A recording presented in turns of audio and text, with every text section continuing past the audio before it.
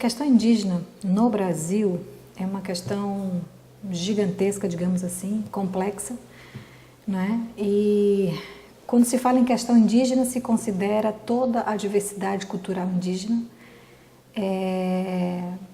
os povos e suas particularidades, cada povo com suas características específicas, e as contribuições que esses povos deram desde o início de um território que vai ser chamado de Brasil a posteriori, e não só a contribuição, mas também todos os aspectos ideológicos e políticos que estão envolvidos nesse contexto. Então, os povos indígenas foram tratados, né, desde o início da formação do território brasileiro como coisas, né?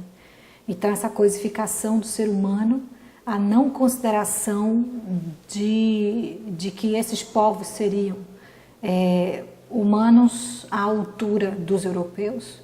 Então, essa visão etnocêntrica, né, essa visão eurocêntrica na época, etnocêntrica, como a gente diz hoje, sob uma perspectiva darwinista, inclusive, tem contribuído para a imagem desses povos indígenas na atualidade. Então, como é que se trata um grupo social quando esse grupo social tem uma imagem estereotipada negativamente, né?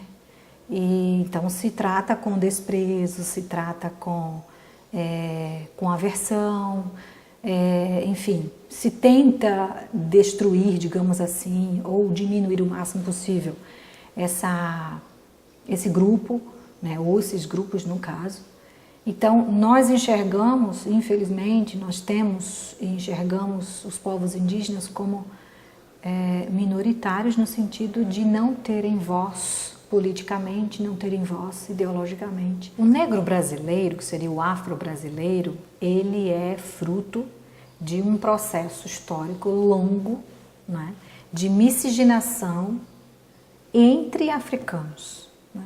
Então, vale considerar ou relembrar que o continente africano tem muitos países e que para o Brasil chegaram ali pessoas de nacionalidades distintas, portanto, de culturas distintas. Então, nós temos aqui hoje, um resultado, um produto, né, sendo resultado de um processo de miscigenação de vários povos africanos e somado a uma miscigenação com povos indígenas distintos e com europeus distintos, de nacionalidades distintas. Então, temos aí todo um processo de miscigenação gigantesco. Quem é esse afro-brasileiro hoje, né? Ele é fruto de todo esse processo de miscigenação, mas ele carrega consigo algo que ele não pediu para carregar. Ele carrega consigo um estereótipo negativo daquele contexto em que o africano passa a ser mercadoria, escravo, né, dos colonizadores. Então, nós temos, sim, uma dívida, tanto quanto para os povos indígenas, temos também uma grande dívida para os povos africanos, de uma forma geral, né? E, como consequência, nós temos aí o afro-brasileiro que sofre, né, toda essa discriminação e preconceito como sendo fruto desse contexto de miscigenação, etc. e tal, e fruto dessa imagem negativa, né? Então, nós temos uma camada da população brasileira que da noite para o dia deixa de ser escravo e passa a ser cidadão, né? Ele passa a ter direitos e deveres da noite para o dia, né?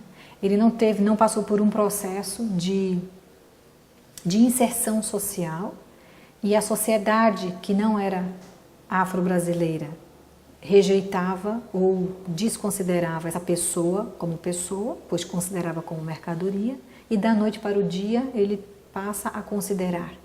Não passa. A sociedade não foi preparada para isso e o escravo também não foi preparado para deixar de ser escravo, porque eles não tinham acesso à educação. Então tem todo esse contexto de escolhas. Eu vou para onde agora? Então, muitos continuaram em seus locais de origem, digamos assim, e aqueles que escolheram sair da casa do seu senhor foram para onde? Eles não tinham herança, eles não tinham sequer uma identidade única, vim de tal país, né? Muitos desconheciam a sua origem, então a sua própria identidade foi ali fragilizada, e esse indivíduo agora não tem nada, vai ser considerado sem eira nem beira, né? Ou seja, sem bens, sem recursos. E ele vai para onde? Então hoje nós temos um grande contingente populacional afro-brasileiro que vive em condições sociais precárias, né? Em função dessa dívida social que o Brasil tem até hoje.